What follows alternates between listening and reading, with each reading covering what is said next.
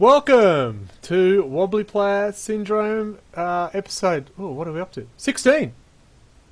16? Sounds right. Sweet 16. That's us for sure. Just look at us. That's why we got rid of guys suppose a lot. Welcome everyone. Wobbly Podcast. Off to a good start. Stop the clock at 1 minute 24. We're away. It is episode 16. We never knew we'd get this far, but I keep getting kicked in the garage, so what else am I going to do? Welcome all to the people listening to us on the podcast later on when I transfer this. I'm sorry for the delay of this one. We had some issues in life getting in the way, but we are here now. And we have you probably noticed there's a new face, so we won't talk about them yet. Because, you know, no, we can't make them feel welcomed. That's not the way of the RLG lads. We have our regular crew, the man whose beard has got short, Michael. Hey, how's it doing? I'm alright, how are you? Yeah. Apparently someone's playing Steam. Oh, in the top right-hand corner, he's recovered from Nurgle. We wish he would change something about it, though. Here is Mark. Yo. Fabulous. Spinning top. Yeah. Yes, and we do have a new person in the left... Oh, I'm Greg. Hi. And we do have a person in my left, the other corner. Another beard, another headphones. It is... We've got full name, we just want Parker. Up to you? Okay. The almighty beard who wields the power of truth, Parker. How's that? Some sounds good. Whatever. Yeah, that's whatever, Parker. But we shall call him Tim.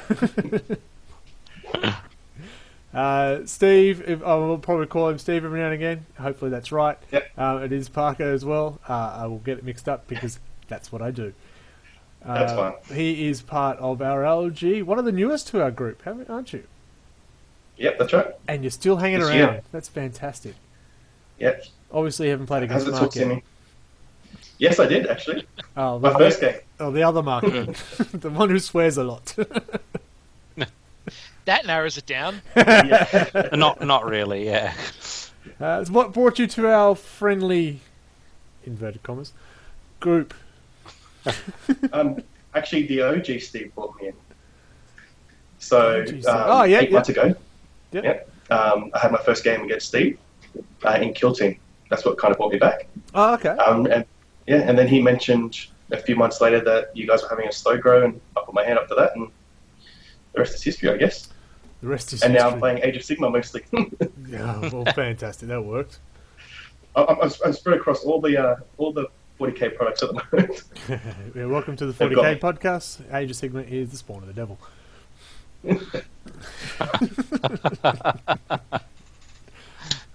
You will see my... Hey, Soccer Walker, how you going? Ness, you missed everything. We're about to wrap up. No, it's all good. We've just started. It was a late start. Unfortunately, the Mondays probably be a late start more often than not. If you are looking at our Twitch, twitch.tv/redbelly, you will see my garage in shambles. But a progressive shambles. I don't know. My background doesn't look a whole lot better. I just moved the camera slightly to try and hide some of it, but I am doing a lot of construction in here. That's why, and that's my excuse. It's not because I'm drunk and like hammers. So you've joined us. Back to you. It's not always about me. Don't listen to what the others say. You've joined us. You've decided I've had enough of these amateurs on a podcast. Let me in. Is that how it happened? Yeah. No, not really.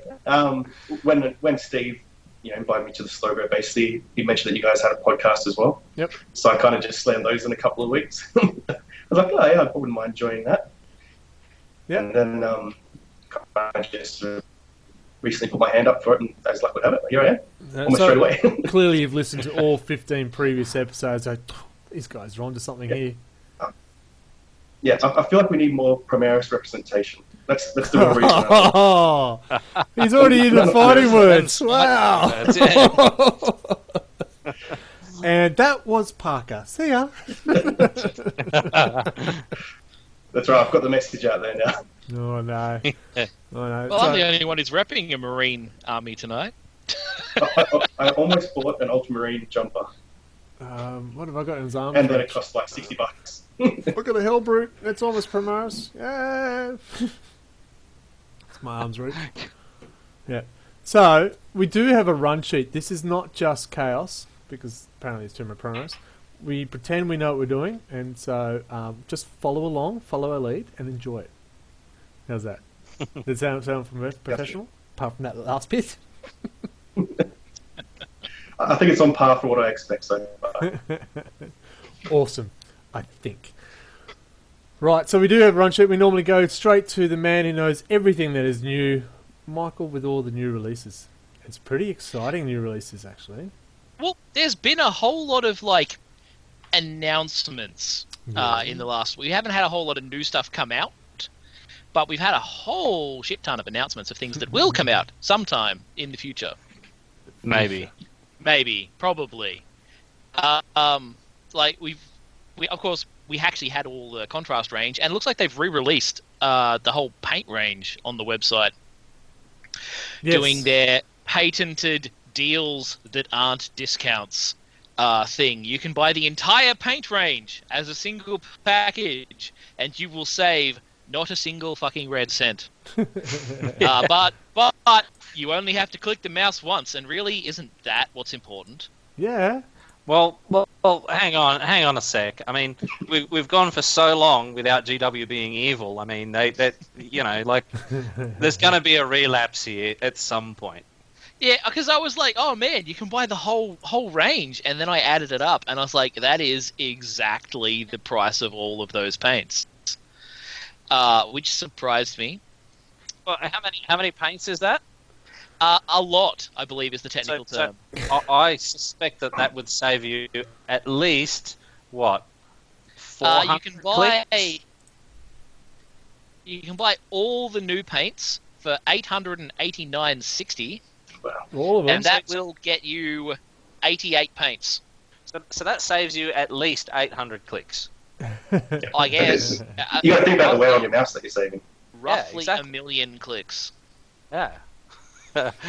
RSI is a real thing, OH&S, safety first. Yeah, if you're ever in danger of damaging your wrist, just go buy their bundle deals. Other than that, we had, General's Handbook for 2019. It's come out. Oh, jeez, look at the influence you're already getting. Age of Sigma? Yeah, Age of Sigma, man. I always talk about the Age of Sigma stuff when it comes out. Yeah. We just normally have a lot more 40k stuff that has actually come out to talk about as well. Sure. We've had Apocalypse announced that it will come out sometime in the future, which looks really cool because it reminds me a whole lot of the 1990s epic 40k. In fact, it looks like they've kind of just rewritten the rules almost, which is cool but weird. I'd like the idea of having proper detachments acting as the units. Yeah. I like that idea, thematically. I only have about 2,000 points worth of Space Marines in Apocalypse level battles for a few years, I think. But yeah, the idea appeals to me.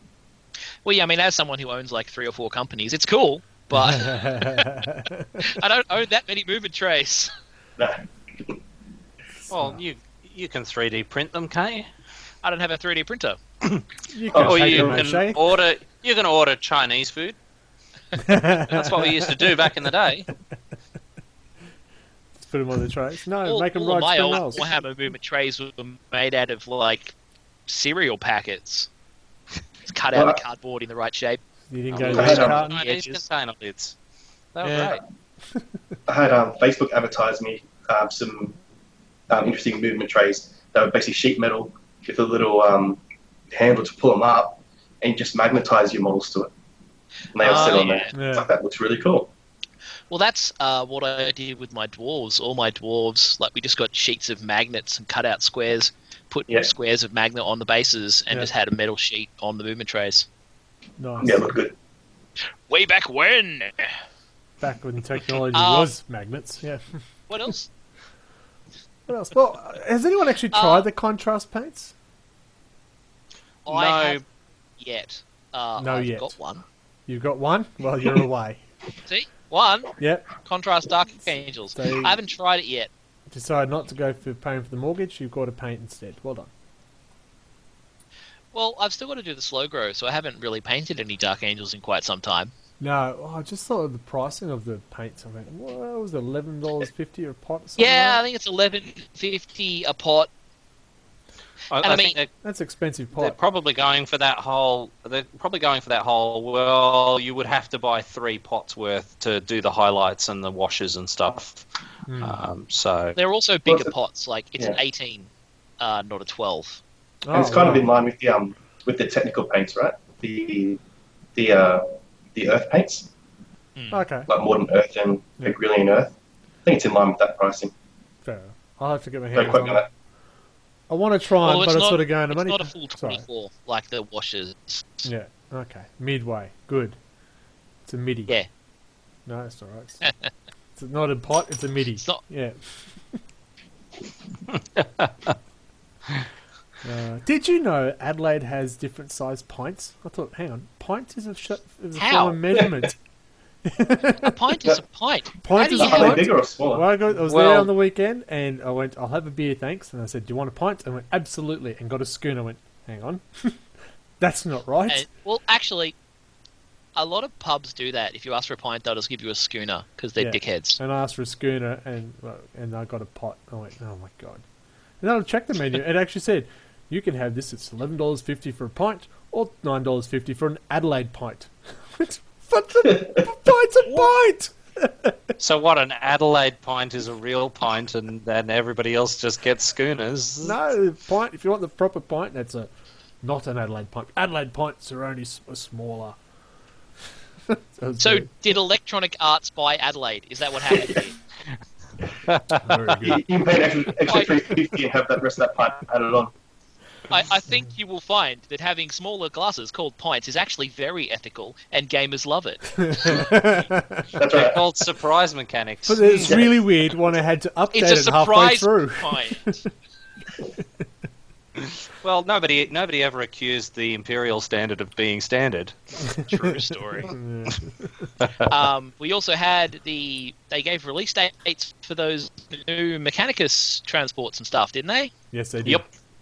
That's coming out soonish, as is the new Primaris bullshit tank, Yep. of which I will totally be buying. It looks so good. It looks And I so, would be so good. That's totally actually- raving about That's actually up for pre-order. What, on 2 weeks or Saturday? something. This week? Yeah, Yeah. not quite yet, but I love the And I look of believe the it comes out Mechanicus one. I think 20, it looks sweet. 29th of June for pre-order. Yeah, I think the Primaris one is a little bit silly. I think on our Facebook page I put down it's a little bit silly with all those guns for a standard tank that's not a heavy support. Is it not a It's- heavy support? Ah, sorry, it's super heavy. It's not a super heavy. It It's is not a a heavy. super heavy. Yeah, it is a heavy. but I mean, it's actually got a comparable price tag to some of the smaller super heavies, but it has about 6 times as many guns. Yeah, and can still transport. Like, yeah, but the transport capacity is a bit of a. Nah, Yeah, who's But is actually it- using it for can- a transport? it's Is a super heavy still a category? yeah. I just played Not against one. Really? There's Titanic. Yeah, We have Titanic. that's what I mean. Titanic. So the Bane blades of the world. You look confused, Mark. I'm just What trying is to this find my band? codex to see where I can get this stuff. But of course, Lord of something War, has whatever happened it's called. that's horrifying to my computer, and I can't find anything anymore. Well, I mean, like super heavy's not a category as such anymore. Because there are no categories anymore. There's but keywords and special rules. But keywords. Yeah. So we're talking Slanesh again. Yeah, it's all about the Slanesh, man. Well, yeah, I But was just keywords. looking Slanesh. for my Imperial I can hear Guard codex so that I could maybe have a look at something like a Macarius or something. Nah, or- forget it. Macarius they is look cool. good. I know Dave's excited about the transport for the Mechanicus. I think they're overdue for a transport because they couldn't. We may have guns, but we've also got some hand-to-hand stuff. Come over here so we can touch you. That's inappropriate. Well, I mean, I kind of thought that was the point. That the payoff for their ludicrous bullshit guns was that they couldn't get to you.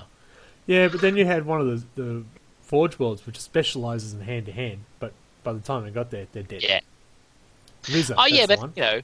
there's always at least one chapter tactic that's stupid and makes no sense. But Dark my theory is because Rob plays Rizza, right?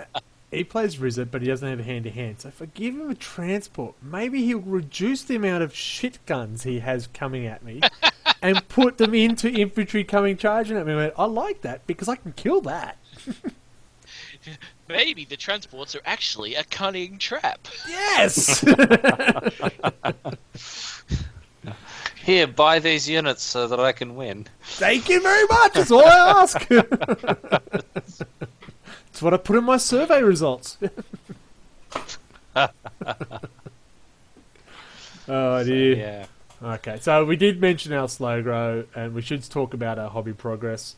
And we'll start with Parker because it must be extraordinary because you've never talked about it first. So you're going to talk about the last 15 years of your life hobbying.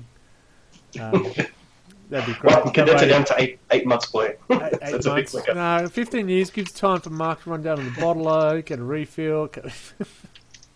Well, I did get bits of 5th edition. 5th edition. 5th edition about a when we week. started. Oh, okay. Yeah. So I think, Assault on Black Reach. Yep. I think it was called. Just some Orcs and Space Marines. Just some more. And then had no one to play against, so put those away in the cupboard for a while until last year. But for the hobby progress this month, I guess I finished up some Inceptors for my game against Anthony. Oh, yeah. And that was a bit of a rush job because he was going to India. You got Smurfs, Yes. don't you? I do. I love them. They're great. They are indeed. They're probably the best. Yep. Why would you lie like I that? know. Why would you turn this podcast You into realise- a house of lies? Mark doesn't have control of the It's all in the podcast. box. You don't have to suck up to Finally. Mark. Finally, I'm not outnumbered. I've got the control to turn you off. They're the best guys in the universe. So I finished up the Sad man. Inceptors. Kit bashed some Reavers this week in preparation for the next game. Oh, yeah. I'm going up against Demons of Zetch, which I've never even heard of before. Outside of the you books. haven't been listening to our podcast. I feel offended. Well, I don't remember you guys talking about that actually. So Oh, maybe I'm sure we I was did. too busy driving We on talked Canberra about super roads, chickens, so- didn't we? I don't think so. Oh. Because I didn't realise you could have a Demons of Zetch army until I was up against it. All kinds of shit. Yeah, That's so Paul, isn't it? I'm not sure. I think it's Paul. I didn't read the name. I just read the army. I don't need to Tom, know who I will be stomping. Well, I had no idea. I have no idea how to approach it. So I'm like, I've got some Reavers. Steve gave me some Reaver bodies, so I just kit bashed some of that stuff together. I'm not one to go for chaos. But go for Prepare to chaos. be smited. Well, I'm hoping the game rules benefit me a little bit because they did in the last game against Anthony. Oh yeah, we'll talk about basically- the slow growth specifically, battle reports the and morale stuff. rules. Oh, Yeah. that was. Well, anyway, Yeah. hobby progress. Yeah, so Let's not go down that path of more- death. got some more Inceptors as well. So I'll have 2 lots of Inceptors. So they've been based and the head's been painted. Painted up some Liberators for my Stormcast Eternals as well. Liberators. Just so I Oh could, right, I'm going. I don't remember them, Primaris. Probably some scummy little thing. well, they're fantasy Primaris, right? yeah, pretty much. At least I'm paying those guys black. So yeah, so a fair bit this month. What else did I do? Oh, that's about it really. That This sounds month. A slow month. far too productive. Mark, Yeah. bring us back down to earth. I've actually got some progress Oh, for a come on. change. So I finished painting all of my Hornwood gaunts, and I built a new Gant squad, and I'm trying to build a Hive Tyrant, but with 7 dried out super glue tubes, I'm not having a lot of luck there. So think they're there called might be some lids. glue in my future, but that's pretty much what I've got done since last time. Fine, Michael. Please bring some sanity back. I've actually done a surprising amount damn too. it. Like, well, I finished one of my 2 units of cultists. I've actually finished most of this month's painting. I've got like the second unit are about they got half their colours on them because I got distracted and went ahead and in celebration of Tank Day, never skip Tank Day, I painted my Chimera. Is it bitchin'? I think it's pretty bitchin'. I like it. Bitchin' I posted it up on the website. I did see it, and I went bitchin'. If I hadn't known about Tank Day in advance, I could have put my repulsor together as well. But you guys sprung it on me in the last hour of the day or something. I was like, damn it. Tank Day is like that, eh? I was totally prepared to paint more cultists, and Facebook was like, "Yo, it's Tank Day," and I was like, "Fuck, okay, guess I'm painting tanks." Oh, I didn't see that. Oh, Yeah, that would have been fun. I don't need more tanks to paint. Oh, I don't have any more tanks. I got a Baneblade yet to assemble. Actually, the inaugural Tank Day was me painting a shit ton of Baneblades. Well, let's face it, you can't kick it off better than that. Yeah. It's a high standard, though. Well, yeah, like the original Tank Day was me going, all right, I've got 5 Baneblade variants that I need to get up to base coded standard. Let's go. Mine's And then you went through what? What, a rattle can each? Well, yeah, I sprayed them all black. I hit them all with the striping. I painted all the silver. I dry brushed all the rivets, and then I hit them with a wash, and I was like, yeah, that'll do. Because it was 5 bloody Baneblade variants. It's a lot of painting. So was Tank Day like 3 days or something, was it? Actually, the original Tank Day, in a Tank Day miracle, the enthusiasm that should have only lasted 1 day lasted 3 days, yeah. Well, there you go. That's how you know, because nobody does 3 Baneblades in a day. No. But it was metaphorically a single day. Yeah. You didn't sleep for those 3 days. I did paint a lot of tanks, though. Just a blur. I'm going to bring back some cannons and rivets. sanity to this hobby progress, because you guys are far too progressive with your thinking. I have finally finished my first 5-man unit for the Slugro. The first Awesome. Congratulations. I know how hard that can be. It is done. Only a crap load more to go, but here we go. And I did organise my Slugro battle and went, oh, okay, we're going to fight Sunday. Oh, shit. I better put the other 250 points together. So that was Friday night. So I did get You them made some together. good progress. Oh my god, they're assembled but not painted. I feel dirty playing with grey, let alone unfinished models. But in anticipation of my enthusiasm getting revved up for it, I have bought my next month's stuff, and I'm bringing in a Razor Wing, so I'm going to have fun with that. What's a Razor? That's the big fighter pilot for the Dark Elder. Chakari. Oh, those guys! Yeah. Okay. Yes. So, and it's taken me 2 battles, but I realised that Venoms do a lot of damage for a transport. There you go.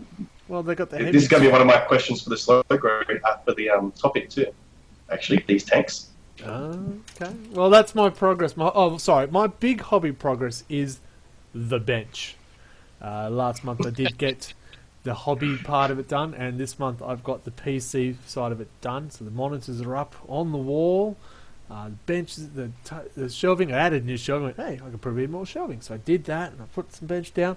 I went through a jigsaw. Went, I broke that. I'll get the other jigsaw out. That didn't work either.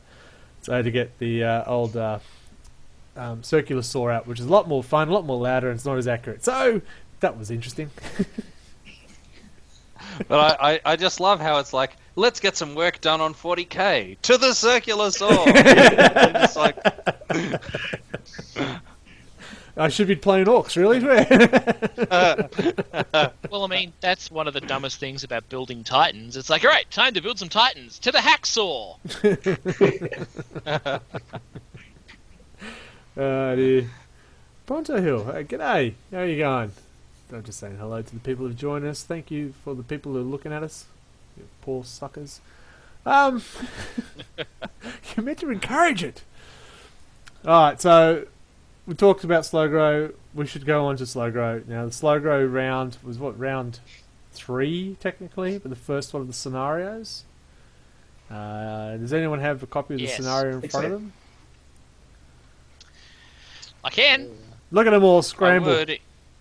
I would if Windows hadn't reorganized my entire folder where I kept all this stuff. Yes, I feel here we are. you, Pronto. I was going to say, if your son was up watching this, that's inappropriate. So yeah, it was plot twist Tenebrious 7. Dun, dun, dun. Dramatic music. Tell us a story. So yeah, the scenario for this month was that leadership is crazy, and you done get fucked by it. That's the short version, yes. Yes. So basically, after battle round 2, everyone had -1 leadership per turn, and every unit had to take morale checks. So a lot of bad shit happened. And when you say every unit, it's even the ones that don't normally take the morale. Because the rule as it was written was specified that they count as taking a casualty, and there's nothing in the rules that says that tanks and characters are actually immune to morale checks. Yep. They just can't take casualties because then they'd be dead. Except for Tyranids. It was. Tyranids are explicitly immune to morale. Yeah, as far as I'm aware, because of Synapse range. Nope, they still take it. Yeah, even actually. if they're immune to morale, it was a special rule. I thought they didn't suffer. Fearless, like the Poxwalkers, they still took morale as well, even though they don't normally take morale, because it was a special rule. That's how we read it, anyway. Yeah, I mean, that's fair because enough, tanks don't normally take morale. Leadership. Yeah, but tanks aren't immune to morale. No. We They played just don't that normally take everyone takes it, even if you're... Because it's a special scenario. That's fair. Because otherwise, the guys with the synapse, or the guys who have no worries about being scary because they're ugly. Otherwise it'd be a bit of a ridiculous scenario, because one would be totally immune to the special rules, and the other side would be getting totally fucking ruined by them. Yeah. See, the thing is, it's very easy to take stuff out of Synapse, and then my leadership is atrocious. So it's not that big a deal, really. You kill the Synapse creatures, and then bam, that's it. You're stuffed. So it was a 500-point battle. I think for the scenario, 500 points was not enough. With that special rule, it was it was more swingy than some of the smaller games, almost. So who had their game? I know I had my game because I was there. Yeah, I played my game. Yeah, same. Yeah, I haven't played our games at the same time. Yeah. And how did you go? Don't all talk at once. I got the shit stomped out of me. Nice. You were Gene Stealers versus Gene Stealer Cult. Gene Stealer Cult versus Blood Angels, and the Bale Predator ran Roffle Stomp all over me. Yeah, it does that. Yeah. So, and the rules. I was getting kind of into a position where I could deal with it, and then my anti-tank failed its morale, and my tank died. So. Oh, that's rough. Yeah. It was pretty bad. Although the next turn, the Bale Predator failed its morale save and died. So, swings and roundabouts. It was brutal. What about you, Parker? So when Anthony and I played, we weren't playing by the correct rules. So we're playing it so basically the characters and the tanks weren't taking morale checks. Oh. So Anthony ended up winning that one because he had a tank and his character left, basically. He's got and I had a few intercessors left. Military Tempestus, isn't it? Yes, that's the right. The Skylands, I think. Yeah, the Turox. Yeah, so he was playing Skylands, and I was playing my Primaris. And he had me pinned anyway. Like, if the morale stuff didn't come into play, he was always going to beat me. Because I made some bad tactical errors at the start by running all my good characters out into the middle of the no-man zone. Nice. And just got them all blitzed. Lots of gunfire. They went down very quickly. So Hotshot volley guns hurt. They're awesome. They do actually really hurt. and he had all sorts of special weapons. It was a bloodbath for my Primaris. I mean, that's a shame. Yeah, but Dead Primaris Ultramarines. Yeah, I'm upset for you, mate. Yeah, I know. It's I can hear the violins. But I think the end of the second round or third round, he just lost whole units. Just whole units gone from the game mechanics. Yeah. They were failing their leadership test, so just wiping out whole units. Yeah. Essentially, until it was just his characters in his tank, and at that point, I had my intercessors left, and they just there was 3 objectives. We had played with 3 objectives. Yep. And we just couldn't take it. No. Yeah. It was a good game. Like our game ended with 3 scouts left on the table. Yeah. Because he killed my warlord in the last turn, and then his warlord failed his morale check and died, and then he had like 3 scouts left, and that was it. Yeah. I played against Death Guard. Who did I play against? Oh, one of the other new guys, Matt. With my Chikari, but it was a bloodbath, and then the leadership started coming in, and I got tabled, and I lost most of my troops because of that scenario, not because of getting killed. Yeah. And I lost the game. If I had passed the leadership of my last Reavers, I would have won, but they failed. They died. Got tabled. That's what you get for rolling all those 6s. Oh, their game leadership is terrible on them. So yeah, it was just okay. It was painful, and it was disappointing to have the game end that way, because it was really when we were shooting and killing each other, it was a lot of fun. To have it just got to go, oh man. Yeah, well, I took an artifact for my general that would basically make me immune to the morale checks. I can't remember if it just auto passed them. Yeah. If they're within 6 inches of my warlord. But Anthony just killed him real quick, so I couldn't do much about it. No, that's it. Honestly, it was just. And that's why we were saying that even leaders and anyone who's fearless still took it, because it's scenario based. Otherwise, I want to take things that I'm immune, and that just makes it. I mean, there's certain armies that scenario is really good for, like Marines who have a leadership of 10 to 9, and where you've got, as you said, your Tyranids. I'm putting it at you, not that you can see that. Leadership of 5, or even the Drakari 6s and 7s, and sort of going, oh man, just can't do it. -1 now. It's now -2. It's now -3. Ouch. Yeah, it was a bit of a bloodbath kind of month. I know Nathan played the guy who has the Poxwalker Swarm, and his Dreadnought just wrecked the shit out of him, from what I heard. Just I've got deleting units a turn, because he had the Onslaught Gatling Cannon Dread.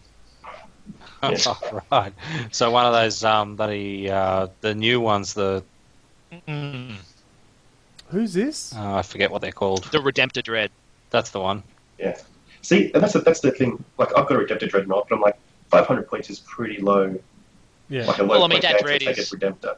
That Dread is about 242 points, I think. Yeah. So it was at the month's edition was that Dread. Yeah, but like that's strong. It is really strong. I mean, it basically did the same thing the Bale Predator did to me. So yeah, well, that's where we're talking about at the end of our slogan. We'll have a look at it and see if we're doing points. So I know some do it by troop choice for this month, or elites next month and stuff. So yeah, it's a review. 250 points. Well, I'm struggling to keep up with assembling, but that's me. I'm not normally this bad painting. It's just life, and life's in the way. If you check out my Instagram, you'll see I can actually paint. Just life's getting in the way this time. It's a bit frustrating. But my 5-man squad, woohoo! You don't look too closely. I did rush it. It's taken 3 months, but I rushed it. You've got to go by the 3-foot rule. Yeah. It's okay at the other side of the table. Do you need glasses? No. Well, please wear these ones when you look at them. Yeah.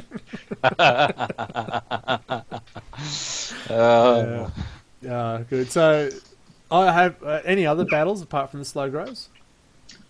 I played a game of Age of Sigmar yesterday. Any other battle reports? Anyone else? Any games at all? Yes, how did your Age of Sigma? That's how you say it, isn't it? Yeah, that's right. It went pretty well. The guy I was playing against was really good. He knew I was a new player, so he's kind of pointing out stuff that I was doing wrong, even when I kind of went against him. Yep. I end up winning, but I think it's because he kind of bought a not great list. Thinking because I'm a new player, I'm not going to do very well. So I felt really bad about it in that game. But yeah, so I played 5 Age of Sigmar games and I've won 2 so far. Nice. And I've been playing Kill Team and 40k against Steve for 8 months, and I've won 2 games. So it could be why Age of Sigmar is sticking to me a bit more. No, it's good that you had someone who's helping you out with the rules and stuff, because there's nothing worse than just coming in, I'm going to smash you. Yeah, everyone's been really good, actually, in the Age of Sigmar community. That's I haven't played against you yet, you'll learn. Yeah. Age of Sigmar, yeah, you'll be able to teach me things on that one. Yeah. It has been a different story in the 40k games I played. Well, I had a lot of stompings in that. Yeah. Well, I had a game. Our monthly meet was last weekend. Sorry, the sponsor Monte's Black. It's going down very well, but just a bit of gas there. Sorry, folks. Sharing all the secrets. I did challenge Adam or Pronto Hill at the moment to a battle. And I asked him how many points he wanted, and he said, I can do 3,000 points of orcs. I went, sure. Let me find where my Catachan are, because everything's packed away because of my demolished garage. And so we had a 3,000 point battle of Catachan versus Death Skulls. And yes, he brought a Stomper. And a Gorkamorka, or was it the other one? A Gorkanaut? Gorkanaut? Yeah, not Gorkamorka itself. No, I give up. I can't tell the difference between a Gorkanaut and a Morkanaut. One is cunningly brutal, and the other is brutally cunning. There you go. Yeah. Okay. Yeah. And a bomber, one of the burner bombers, I think it is, a battle wagon. It's like, holy crap! It's like half his army is all these heavies. And all right, I will just have to bring every tank I own. So I did. I brought every tank I owned. So it was, I think we got there at 10. We worked out our forces, we set up, we finally deployed. And that was at 11 o'clock we started. It's hard. It's a lot of things to do. But it was what won it for was the accuracy of the Imperial Guard versus the inaccuracy of the orcs. They need 5+ pretty much in everything, especially if they try to shoot at something that's got smoke launchers. That makes it a 6+, so it made it very hard for them to hit. But hang on, don't the 5+ hit half the time? Well, I mean, you probably were helped along by being Catachans, those Catachan battle cannons. Yeah, I did have, what did we have? 3... Those are disgusting. It was 3 Leman Russes, 2 Punishers, a Exterminator, and a Demolisher cannon. And they hurt. The Punisher was the one who did all the damage. He stood next to... I brought out the big gun, Commissar Yarrick. And so he allows you to reroll all misses against orcs in a 6-inch bubble. Ooh. So when I'm rolling 20 dice twice, because the turrets fire twice... yeah, that's. I did make a few mistakes in the game with Yarrick, but yeah, it's normally reroll once, but if against orcs, we reroll everything, and so I did a lot of damage with that, just that rerolls, and then I had Sergeant Harker in the back holding next to the las cannons, which makes them reroll ones as well. So it was the accuracy which hurt. I did expect... He made me cry. So Pronto Hill, it's just... You might see the chat there that, yes, Yarrick made him cry. Yep. Well, if you're going to bring a Stomper, I'm bringing my own Lord of War, Mr. Yarrick himself. I've never used him before, so because we don't have any other orc players. So I thought, why am I going to use him? Because they nerfed commissars. Nerfed. Hello. Well, cool. We had Nathan and one other that had orcs. Stomper from 30 to 0. Yeah, I did. It took me 3 turns. I've got an orc kill team. Nice. And they absolutely suck in kill team. They are the worst. My first I've heard in kill team if they're all flamers, they're not too bad. Boys. Yeah. Oh yeah. I've got some burner boys, but just even then, not great. So I've just put him in my little carry case and put the carry case under the bed and What Adam did, he put a squad of burner boys in the back of a truck, so it's open top, and so they just ran in, just went straight out the top. Went, yeah, okay, nice. That hurts. And then he did something very orky. He charged a Punisher. The Overwatch plus, I had a command point, so I made it so 5+ on the Overwatch instead of 6+. That whittled them down to nothing. And he went, I don't care. The rest of my squads will also charge everyone at the Punisher. I went, really? Oh, shit. So it was very orky. Another orky So suddenly it turned into bloody Rorke's Drift. Yeah. And then we did have multiple explosions. I went, yeah, it's an orc. So that was good. Hurting himself and myself. So it was good. It was a good battle. It wasn't a high scoring game. It was 6 or 7 to 3. I think the extra point I think was the line breaker. And we played that gamble where I draw 2 cards for tactical objectives, but my opponent chooses which one I get to keep. Yes. So we got a many of my stompers standing on objective number 5. Here, you get defend objective number 5. Your objective is kill a psyker. Yeah. So it makes it hard. You sort of go, I could be a prick or I could be a prick. What should I do here? But it was a good game. It took most of the day. In fact, it took all day. But it was good. So that was my battle report. There you go. So, Mark, you don't have any ladder of the slow grow. We don't know who's winning. I know it's not me. So I don't care. But that's not the point. Yeah. Well, yeah. Everyone's winning. Everyone's winning. It's a narrative. It's a narrative campaign. We're all winning. We're all individuals. I'm not. The other ladder for the non-slow grow, with the win yesterday, they put me on top. There you go. That's all you need to know. I'm just saying this so Anthony, who's in India at the moment, you better hurry up because you've just lost top spot. Age of Sigma, you've been playing Age of Sigma. Using the ladder, Parker? Yeah, but I'm losing in that too. So. Alright, we won't talk about that either. Yeah. You must have my Stormcast, and then we can get you off the bottom. Yeah. Or play against me. No, I win when it's not part of this group. I get my wins outside the group. Look, I've got what are they? Night Haunts, and they look pretty. I don't know what I do with them, but yeah, see what happens. Yeah. We'll have a next battle match. Be a Age of Sigma one. We need to go to an ad break because reasons. Hard to argue that, isn't it?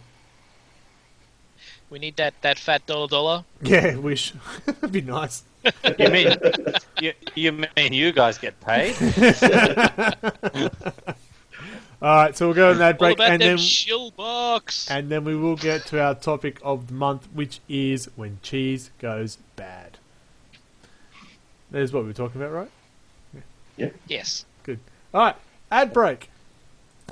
Need your board game fix? What about a new family game to entertain the kids? Head over to Rollers Board Games at rollersboardgames.com and look them up on Facebook. Board games, card games, party games, you name it, we've got it. And if we don't, we'll do our best to get it. Rollers Board Games.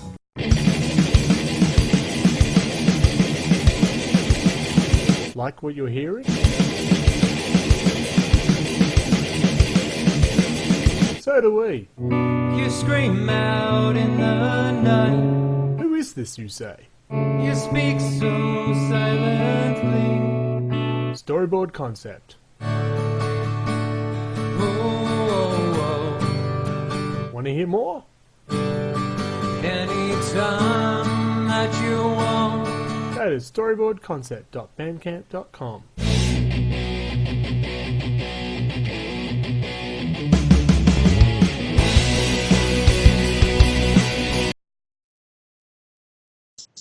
Yeah. We are back. Thank you to Storyboard Concept for the music they provide us on this and this podcast and stream. And thank you to Rollers for, I don't know actually, what do they do for us?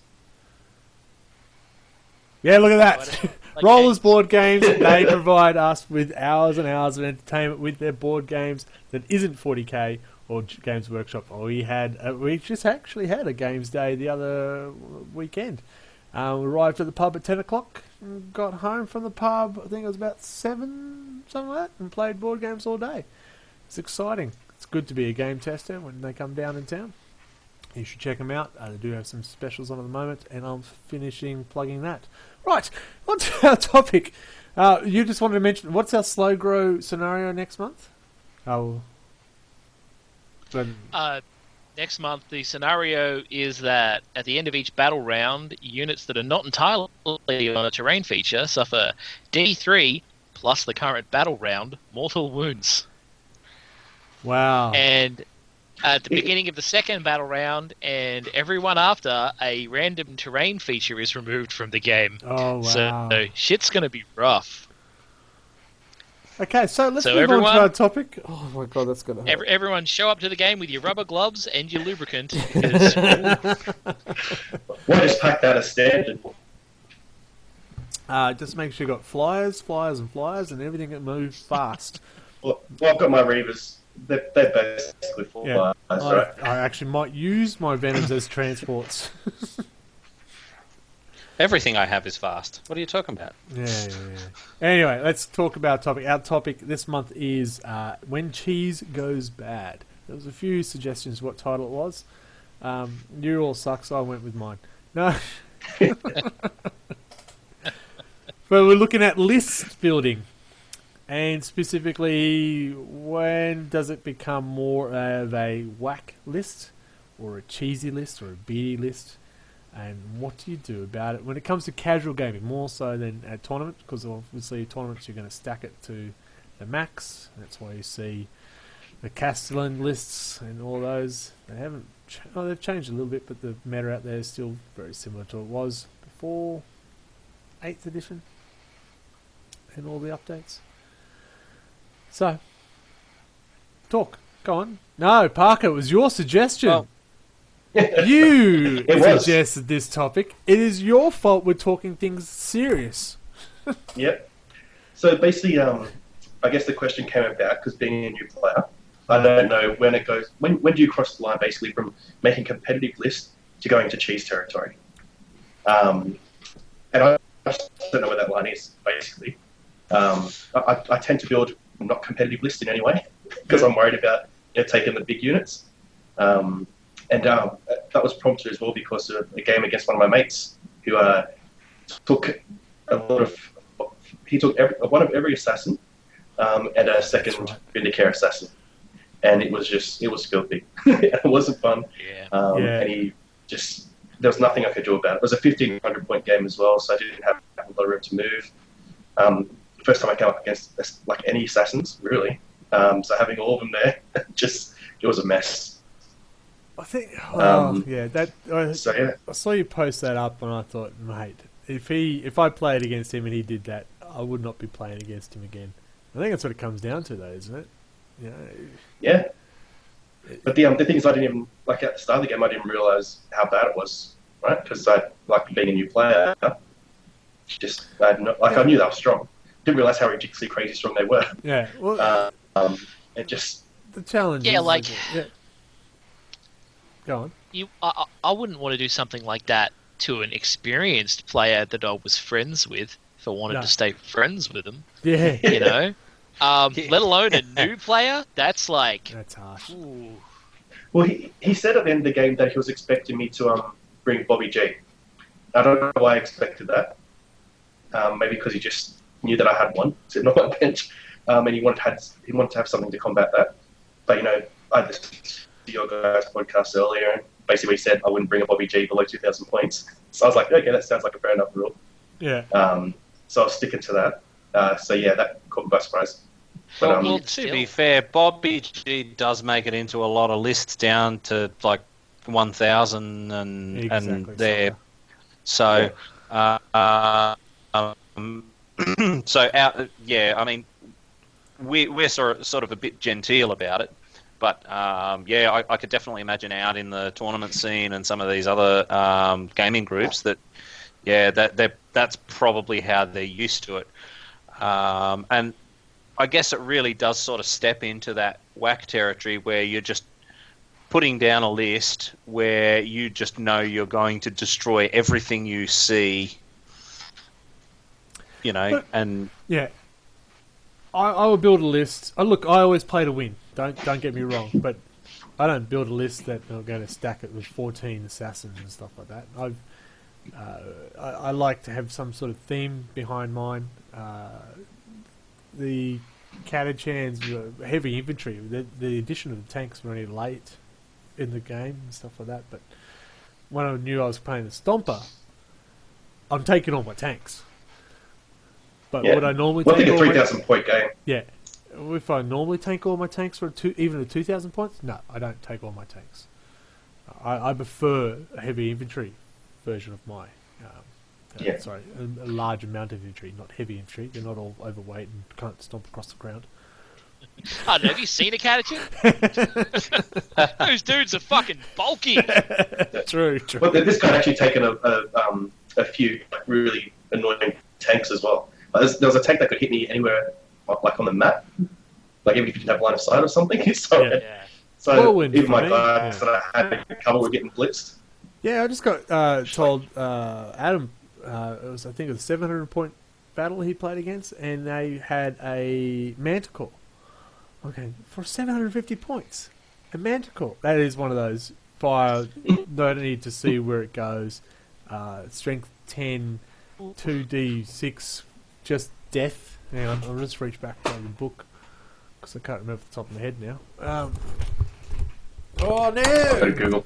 I don't know, like... Sorry, folks. 8th edition, watching that? But I used to get a lot of dirty looks in 7th edition. Oh, we lost someone? We lost the camera? Michael?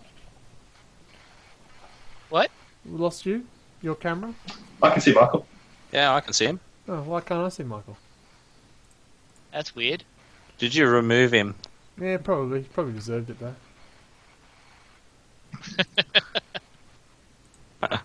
Yeah, I'm coming up with a similar issue at the moment as well with this slow grind, where it's like. Oh, there we go. We're back. It's all right. Relax. I bought a repulsor for my later games, and I'm just thinking to myself, like, when is it too early to actually put a repulsor on my list? Is 750 game too early? Is 1,000 points too early? Kind of thing, because I don't want to go up against somebody. I just want to before you answer that, the Manticore is 120 inch, no line of sight, heavy 2d6, strength 10, -2, d3 for 750 points battle. Well, see, the thing is that you've got to remember at the end of the day that you are playing on a points value sort of system. So, I mean, if you put all your points into that repulsor, and then they rock in and they've got nothing but anti-tank, then that's half your army gone with them, something like that. So, I mean, you weigh it up. I mean, there are some units out there that are sort of, let's face it, bullshit units, and they, they're overpowered for their points value. Yeah, but I think, I mean, the repulsor's been in through what? How many points updates have we had since 8th dropped? Good 2 or 3. So by now, I think the repulsor's probably really well balanced compared to everything else. Well, I mean, the repulsor is pretty balanced. I mean, you're going to have trouble getting it into a 250 point increment to begin with, because a fully kitted out repulsor is like 350 points. Okay. So you really don't want that in less than 1,000.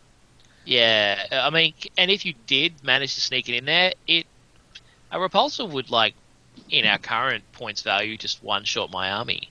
Yeah. Like, That's what I was thinking. Like, the points are more. I feel like they're more accurate the higher you go.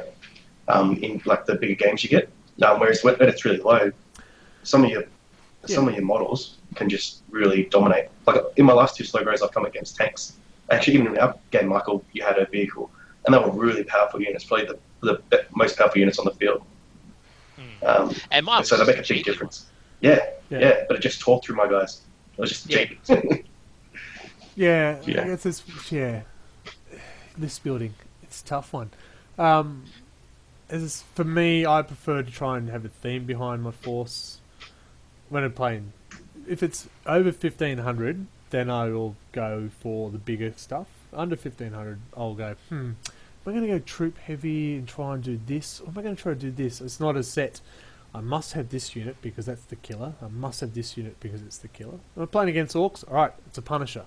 If I'm playing against Marines, alright, it's a Lehman Russ. But that's not going to be 16 Lehman Russes. Couldn't transport them all. Yeah. Well, I just remember that list that came out of ITC where the guy was putting out 6 Storm Ravens. Yeah. And I was just like, really? Like, if some dude rocks up and puts out 6 of those, you're like, yeah, see ya. But I think that's it. If you're going to a tournament, though, you're expecting that beardiness. Well, I mean, especially at ITC, that's going to be just... Well, yeah, I know. But if somebody in a casual game rocked up with that, you'd just be like, dude, come on. Well, that's it. It's trying to find that balance because you want to be competitive. You want to put your best force out there. You don't want to put, I'm going to have... Sorry, I was about to say an army of Grots, and actually, I do want to have an army of Grots. I think that would be awesome. So it doesn't help the argument.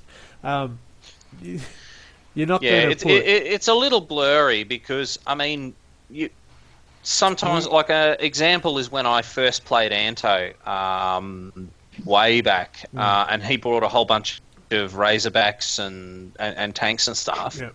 And at the time, I didn't have any anti-tank weaponry. Yep. So I think I had 1 missile launcher in the whole army. Yeah, but that's not his fault though. That's that's exactly right. And that's exactly right. Like I wouldn't say that his list was a WAAC list. No. It just happened to be that I brought the wrong stuff on the day. That's different because my salamanders have no heavy. They are infantry units, and I've gone up again. Oh crap! There's a couple of land raiders, or there's something going. How the hell am I going to stomp that? But that's not on them. That's on me. Yeah. 8 is a bit easier on that. Yes, because anything can kill anything. Because I had troops shooting down a stomper going. Oh, the las guns. There's a chance. They didn't. Well, but there's a chance. I think it's, I've brought it up before, but it's important to remember that in 8th edition, they literally put in the rulebook, talk to your opponent, establish what type of game you're playing. Yep. What are your expectations? Yeah. And I think that's kind of where it comes down to. That's the difference between being a dick and just making an army, Do both of you know what to expect? It's like, I showed up to play you with those bullshit knights, man. But I told you, hey, can I play knights? I'll be bringing knights. We said yes out loud, no internally. Yeah. So I showed up with a bullshit knight army, but I was like, look, is it okay if I play a bullshit knight army? Yeah. Well, I've got Montaran, but I would not put him out on the field unless I tell the person I'm bringing Mort. Yeah. Exactly. Yeah. And I'd do the same with Bobby G as well. Like, if I was ever going to play him, I'd just say, look, well, I mostly play 1,000-point and 1,500-point games anyway. Yeah. So it's always going to be a low-point game. Yeah. So I would just say, look, I'm going to bring him, just you can deal with him. That's it. Mort would never come out unless it's a minimum 2,000-point battle. Yeah, and Bobby G is... I can see why someone would bring 5 assassins to go against Bobby G because I've sat down with Big Dave and he rolled... Like, we basically lined up Bobby G and as much Tau as he could fit on the table, basically, and Bobby G stomped across the table, killed all of them, and...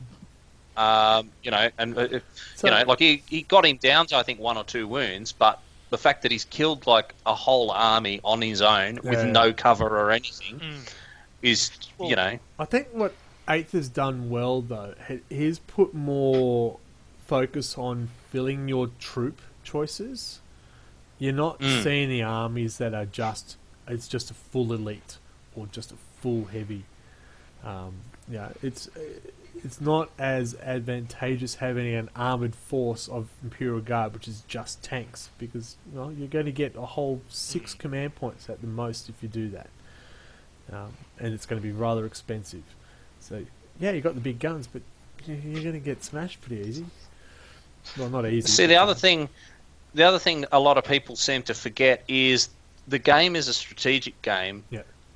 It's not just about killing the enemy. There's going to be times where you put an army on the field and you are outgunned. Yeah.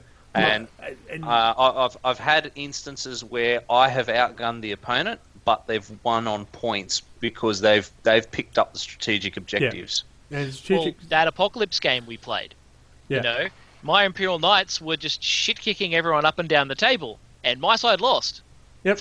Because my Knights couldn't hold objectives. It's okay, folks. He's not bitter about that. The people on his team. That was you, Mark, wasn't it? Hey, we took down Magnus. Oh, look, I'm not complaining. I'm just saying it's a great example of what you're saying. Yeah. I had an army that was very big, points-heavy individual units, and because of that, my weakness was I couldn't hold objectives. It's a great example. Sorry, go on. The issue with that game against my mate is that I think we're playing Relic. Was the mission? Oh shit! But because, okay. Yep. But his units had so heavily dominated the field that there was nothing I could do. Like as soon as I walked into the open, Vindicators were shooting me down. Yeah.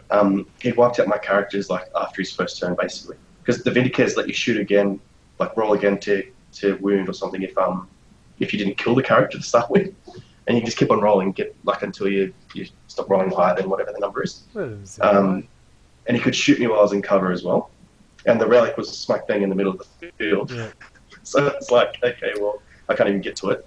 Yeah. And even if I did, all these tanks in the back line were going to me up. But my list from 7th to 8th for the Guard is very different because of those tactical objectives. I cannot be that gun line only. I have to have some ability to move, which is great. I think that's fantastic.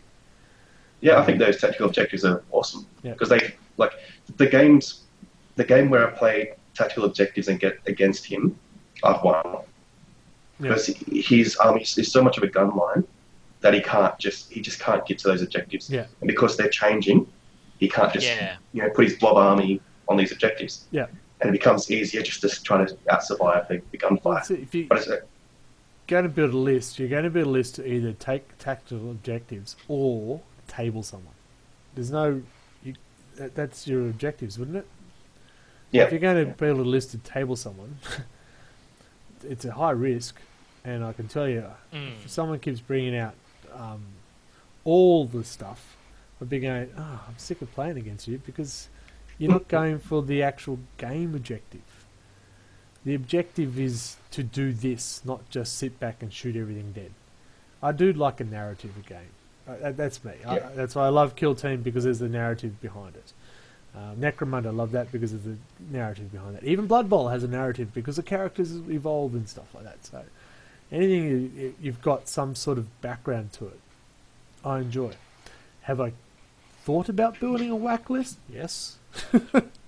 Back in 7th Ed, when I was listening to other podcasts and said, you should try this, like the Fleshhound list for Chaos Khorne. Where basically, you heard about that list? I got done by it a couple of times. I considered building it because I went, I'd love to see that in action. The peak of popularity of that list was about when I stopped playing tournaments. Yeah. Sorry, you go, Greg. No, go. I'm having a drink. Okay. I was going to say that I had a conversation with the guys playing Age of Sigmar against yesterday. He was telling me, with this army that you're doing, like a really popular choice is to do shootcast.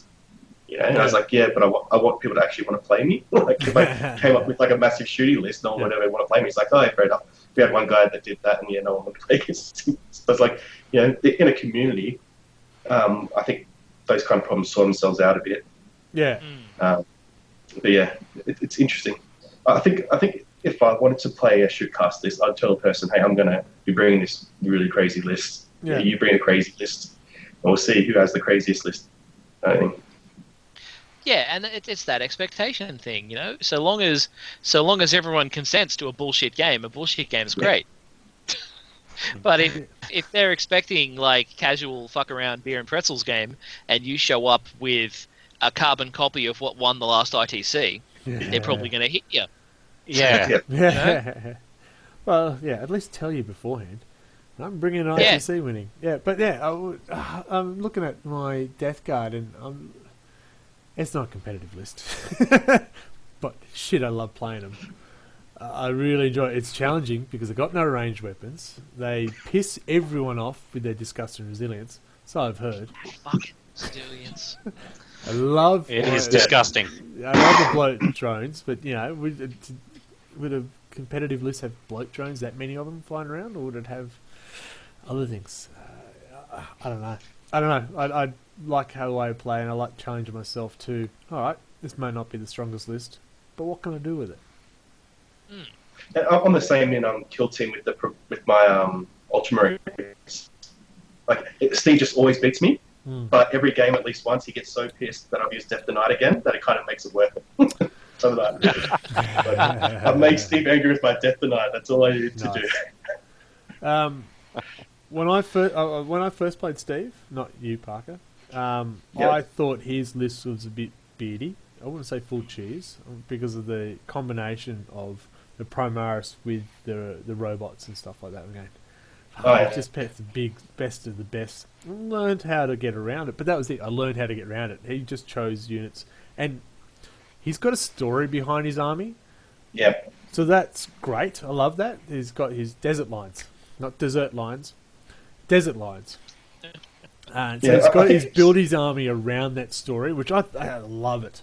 And so now I know what I'm expecting when I played against. When I first played a couple of times, I go, "Oh man, that's bullshit." But that could be because it's Primaris, and I love them. Well, I think Steve's a good example of Steve. I've never felt that he's run a cheesy list in Kill Team, or when I played him in 40k. It's just he really knows the rules. Yeah. And he really knows what his units do, and he knows what the best tactical choice is. Yeah. So every time I play against his Harlequins, it's a bloody nightmare, and I wish I wasn't there. Yeah. But he's running a subpar list. He's not running the meta. He's not running the best guns. Yeah. He just knows what to do, and that's tactics. And then you get other players, Rob. I hope you're listening.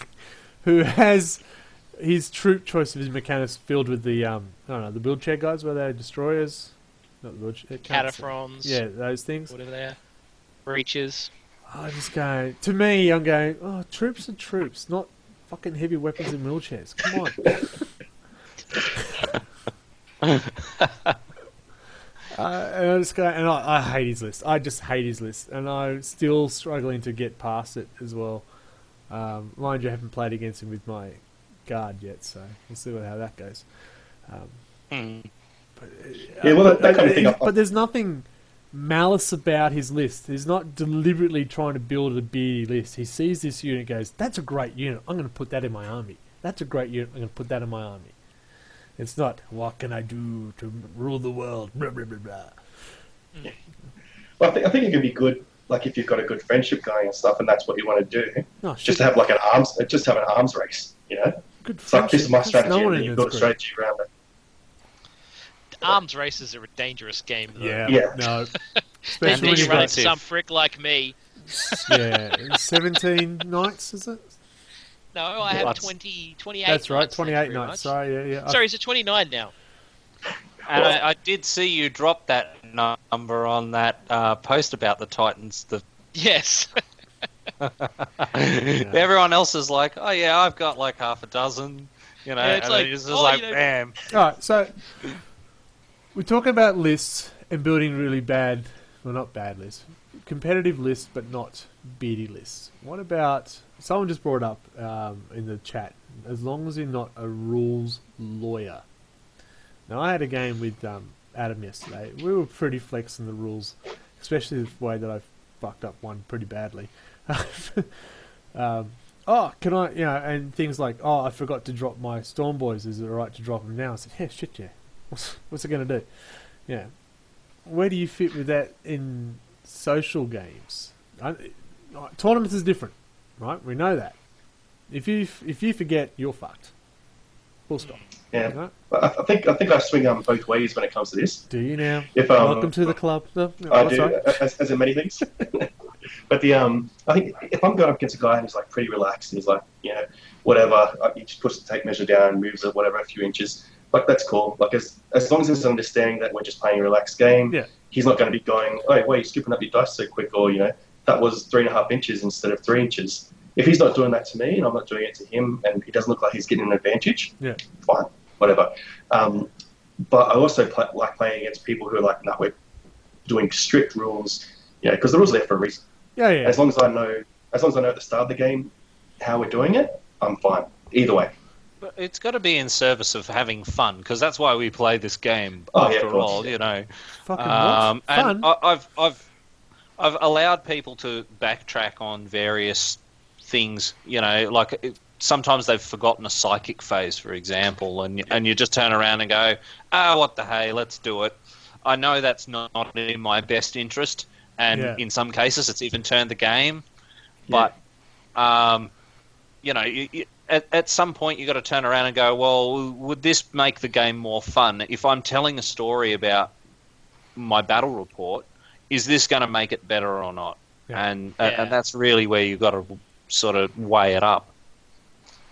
Yeah, I think I mean, like, my general attitude is like, as far as picking up an opponent doing that stuff, I'm like, do I want to win a game because he lost a turn because he forgot to do something? Or I'd rather win by winning.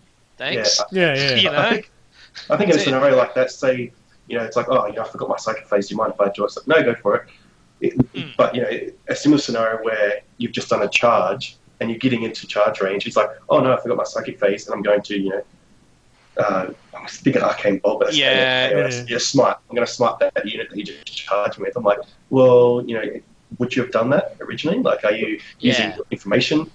I'd still probably let him do it. But, that's a good example, because if he'd rolled the dice and he failed the charge range, I forgot to do smite, I'd be hesitant to say yes to that one, because would he have gone to that if he had succeeded the charge?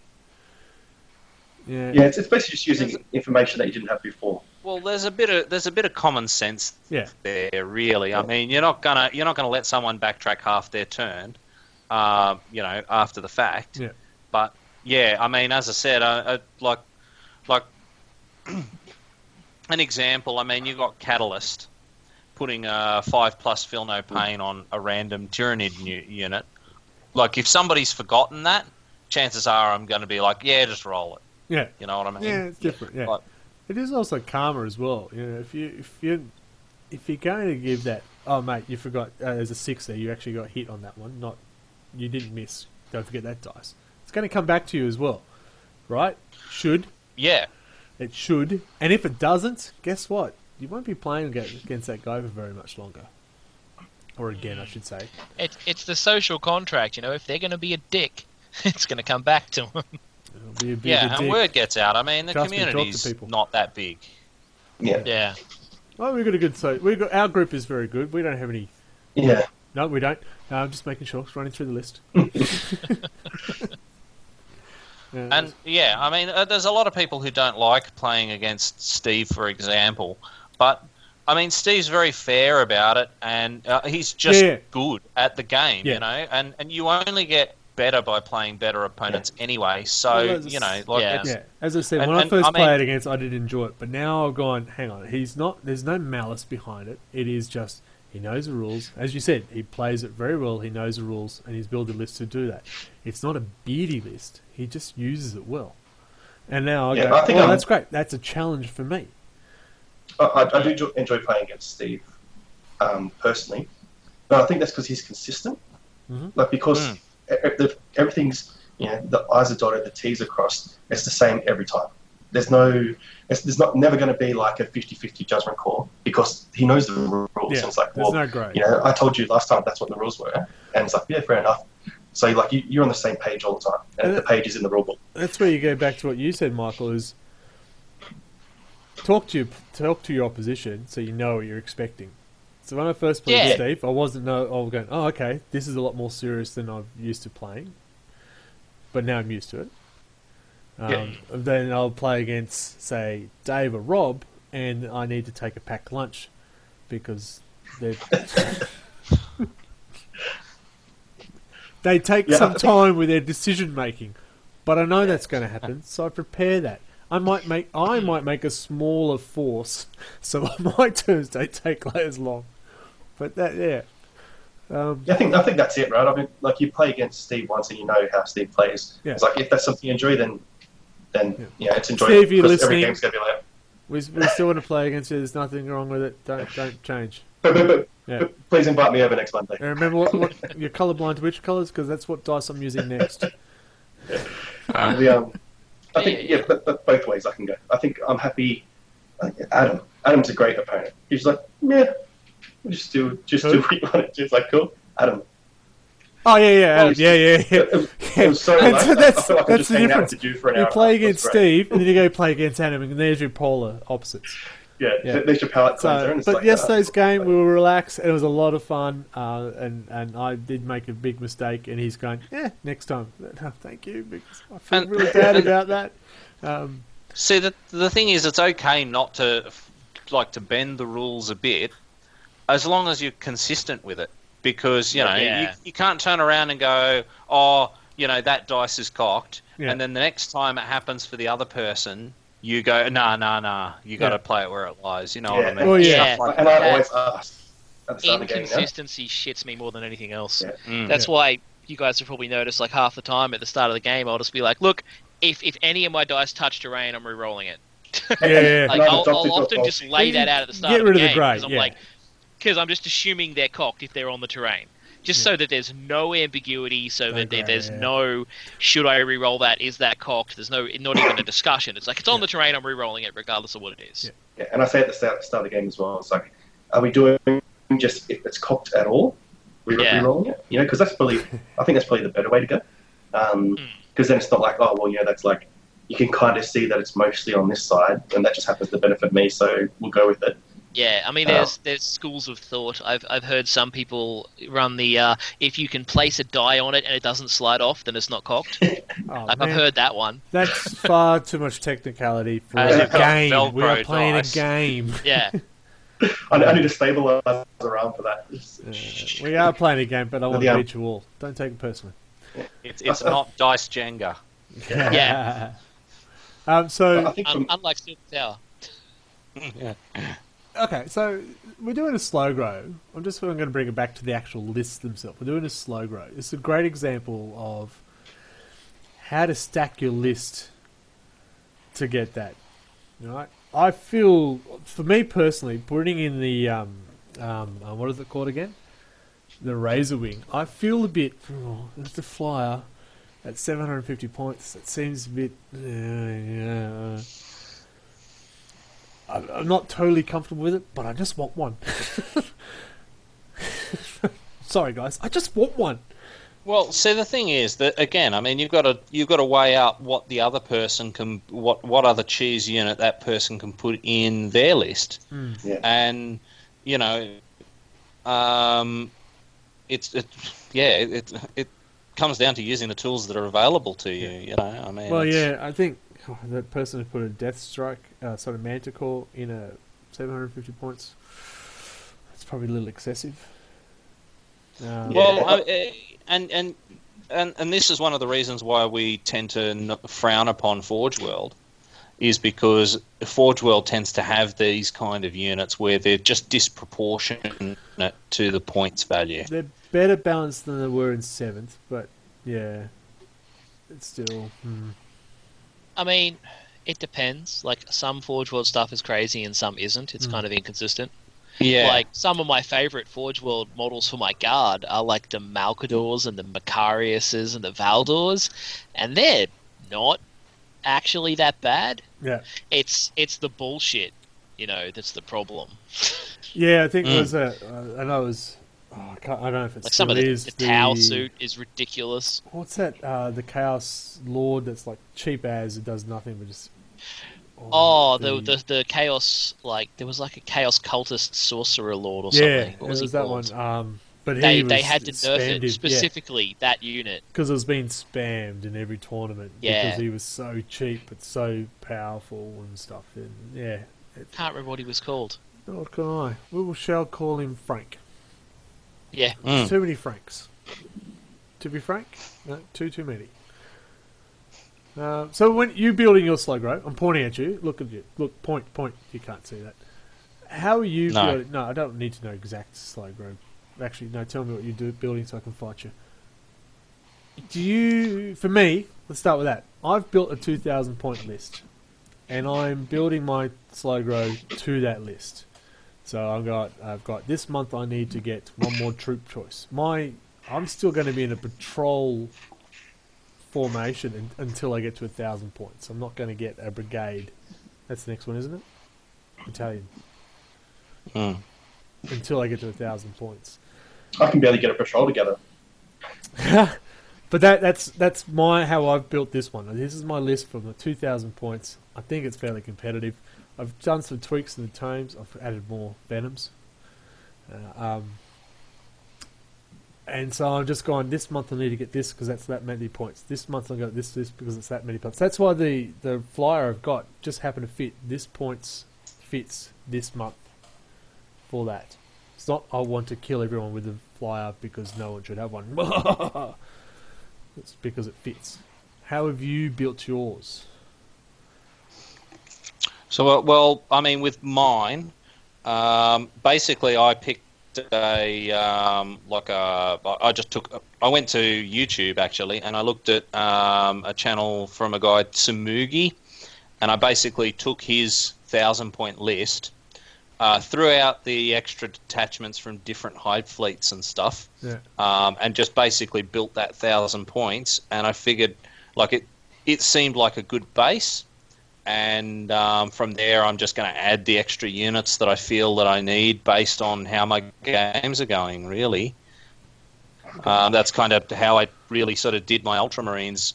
In the end, I bought a bunch of units, created a core, and then went, these guys are putting tanks down. I guess I better get some anti-tank stuff or, stuff like that. So reactive then. Yeah, it's a bit reactive, but... I mean, eventually you wind up with a rounded sort of stuff that you can pick and mix and match and that. And because once you get to about that 2,000, 3,000 points worth of models, you can just craft a list to do whatever you want to do, really. Depending who you're playing against, yeah. Yeah. Mike? Look, I bought a bunch of sick models and then tried to figure out how I could jam them into one list. Sounds like my death guard. That's what exactly what I do. I was like, there's cool new bikers, and then there's that cool Ridge Runner model, and there's that bike sniper, and I just I bought all of the new Gene Stealer stuff, and then I was like, what do I need to put around this to try and make a list out of it? And then I kind of designed the 250 points at the same time as the 2K list so that they would work together. I didn't start with a 2K list and work backwards, but I also didn't completely individually design the 250s. I did it with the 2K list in mind. So it's a bit of both, but mostly focused around sick shit that I want to run. Yeah, that makes sense. Stuff I want to paint. Yeah. No, that's how I built the Death Guard, because every time when they first came out, I want that. Oh, I want that. I want that. Oh, shit, how do I use it? I need more infantry. I know that. Anyway, that's enough about me. It's never enough about me. Parker? I did build a 2,000 point list, which basically just had one of every type of unit, more or less. No real strategy in mind, except for trying to get some Hell Blasters on there. But I built the Hell Blasters wrong, so kind of revising that strategy at the moment. I gave him a single 36-inch shot instead of the two 30-inch shots, which was a mistake. Yeah, but they're all built, so we're living with it. And then I bought a tank as well because I know that you probably need a tank at some point. I wasn't really fast on the tanks. Yeah. That's it really. And then as each game comes along, I add in whatever I need for points and just hope for the best. Yeah. I think this month coming up was the first time I've actually thought about the strategy of the games we're playing. I'm like, okay, what's the strategy of my team? How do I get in close? Like the Reavers, for example, I'm taking because they have the shock grenade. And I heard that the Zench guys have lots of flamers. So I'm hoping I can drop in a shock grenade and getting close and shut down their flamers. So that's kind of the first time. Smite, and flames. That's Zench. Well, I do have a Terminator Librarian as well that I'm paying up to put in there just because I'm like, oh, well, they're psychic. I need some sort of like anti-psychic. So you're always building your list based on which you're fighting next. Well, I've got the 2,000 point list, so I've got all the models for that, and then I'm just kind of jigsawing them all. Interesting. In there. Yeah. Right, it's not a good strategy. I just want to know what your list is when I fight you. I know what I'm fighting against. Yeah. Probably let's say Inceptors, because they're kind of the models that got me back into 40k, to be honest. Because they just look like giant flying turtles. They look awesome. It's like, back controversy. We have a few people who don't think they look awesome, but anyway. They just look so good. I fucking hate my Inceptors because they won't stay on their flight stands. Oh, yeah, that's it, yeah. I've drilled, I've glued, I don't even know what I can do anymore. But I've done everything. I'm going to have to pin them. It's the only thing I can think of. I've done it, and it doesn't work because the glue just falls out of the stand. But annoying. Magnet? I've Googled it, done it, the magnets fall off the stand. Like, I've glued magnets. You just can't use them. That's it, you just can't use them. No, I just have to like... Green stuff, some smoke coming out of the jetpacks onto the base. I've seen some models you can buy where it is like just smoke coming out of the jets. Yeah, make the base. I'm not good enough at painting smoke yet. Definitely thinking about it. There you go. Alright, so... Where are we? We know... Well, number one rule in RLG is clearly don't be a dick. We know that. Our group's pretty good about it, most times. Unless you've been at the pub for 5 hours. Lists... Alright, just a quick one. Special characters in low point armies. Yes or no? Actually, yeah, that was my next question, really. Vindicare Assassins in a 1,000 point list. Would that be okay? Because it's so powerful. One Vindicare? Yeah, I don't have a problem with one Vindicare and 1,000 point. Okay, good, because look forward to seeing it. I mean, with special characters, I'm usually like, are they doing this every time? Or are they doing like a thing? I had 500 point battle and I fought Typhus, for example. Yeah. And it's also particularly bad if it's a special character that's absolutely bullshit or that hoses your army. Right. Like if you're playing like a super low points game and you show up in Yarrick's in their army because they know you've got orcs. In a 500 point army, yeah, well, that's a bit harsh. You're like, ooh. Yeah, that's a bit harsh. But yeah, I'll do it. No. But yeah, again, I mean, you're also balancing that fact that they're putting usually more than half their points into that character. Yeah. I think Adam had something similar in our game as well. He had heaps of points put into a Smash Captain. Smash Captain's different. That's just a standard, and they hurt. Yeah, it's not a special character, but it's like there was a lot of points into one model. That's a tournament. And I was able to wipe out the rest of his units before that model even came onto the field, basically. Yeah. Because he kept it in orbit. So it's like it's a risky strategy to be doing that. Wasn't that the tournament list? A squad of guard plus the Castellan and a Smash Captain. That was the list that everyone bought in the tournament for a long time. Until the latest rules that changed some of the Smash Captain's potency. Well, I still look pretty strong. Like he wiped out my Warlord in like one turn. Yeah, but you're a Smurf. Yeah. Well, I mean, look at one of our early games back in 7th.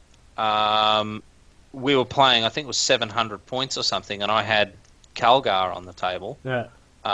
And basically 2 tactical squads, and that was my 700 points. And then you've got like half a table worth of guard, and that worked out super well for me. No, look, the points do make a difference. Trying to balance it, especially lower end scores. Absolutely. Don't be a dick. Overpowered characters or units in low scoring points. You will not play against that person ever again. What else can we? What else can we wrap that up? Well, that's it. If you're going to be a dick and you're going to put that, you're not going to have many games against people in a casual environment, are you? Yeah, well, I don't think people realise that is the issue, right? Like, my mate had no idea until everyone in the Warhammer store called him a douche for doing it. Yeah. And he's like, oh, well, I bought these models. Like, I bought them because I want to use them. Yeah. And now you're saying that I can't use them. So I think it's just... That's where I'm saying it needs to be a conversation. Yeah. Someone needs to pull them aside. I know my mate Nathan, one of the CanCons, he played this guy. And the guy had this absolute, it was a bullshit list, even for CanCon. And at the end of the game, he's just going, look, dude, just so you know, right, I will never play you again. No one I know will ever play you again. I will tell them that, because your list is bullshit. And that guy's a really nice guy to play. He's kind of got his shit together, and he's not an asshole anymore. Yeah. Because someone pulled him aside and was like, you're playing like a dick and no one will play you. Yeah. That's it. The community's like, you just get to know everybody here, right? Like, I've only been in the community for like a few months, and I'm seeing people everywhere I go. Yeah. You know? So, like, you probably could get a reputation pretty easily. Oh, you do. You do. I got a reputation of a very cool guy. It's good. Shut up! We should wrap it up, though. We have been going on for at least 3 beers worth. And we should do... Okay, so... right, so we've wrapped it up. We're going to talk about our social side of things. Facebook, we have a Facebook page, RLG40K. Come, visit us. We're nice. Listen to us. We don't be dicks. Yay! We also have the at RLG40K Instagram. I'm also at RedBellyBlack at Instagram. I know my own Instagram. Anyone else have a social? Burgundy. Anyone else got any social things they want to plug? Look at that. Look at how social they are. Because they've been using beady lists. Nobody wants to be social with them. Fabulous.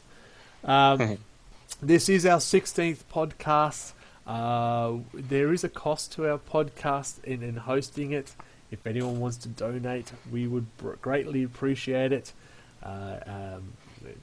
Just throw money towards me. I will take all your money. How's that? You can donate through the Twitch channel. Just that would be great if you could. If you want to, I should say, because you know you want to. Trust me. How's that? Did that sound too creepy? All right. Our next meet. I don't think we've put up our next meet. We've got our slow grow. Do we know when our next slow grow is? We do, because the dates are there. Every time I ask Liam, he bites my head off because it's already up there. The 8th to 14th of July. Sorry? The 8th to 14th of July. And hopefully I'll get my shit, that's like next week. So the current one. That's like in 2 weeks. Oh, that's a few weeks away. 2 weeks. Yeah. During the school holidays. We got a late podcast. Fabulous. So we have that, and that is 750 points and terrain that won't kill us. Fabulous. Parker, thanks for joining us. I hope it was all the wonderful stuff that your dreams have made of. It was. Liar, you can come back. Mark, it's you. Adios, muchachos. That was it. Great, thanks. I'll say bye because I always leave it to the man with the voice with the short beard. I don't know why I got the short beard. It's weird. To sign us off. Thank you for the Twitch viewers. That's it. Oh man, I'm on fire. Thanks for the Twitch viewers for watching. It's only 3 and I need more. Thanks for watching. Thanks for the comments. I didn't get back to you with all the comments because, I'm unsociable that way. Haven't you heard? Till next month, Michael, take it away. Well, now we all know how much cheese is too much cheese, but what will be the topic next month? I'm sure we'll figure something out. Join us then for more Wobbly adventures!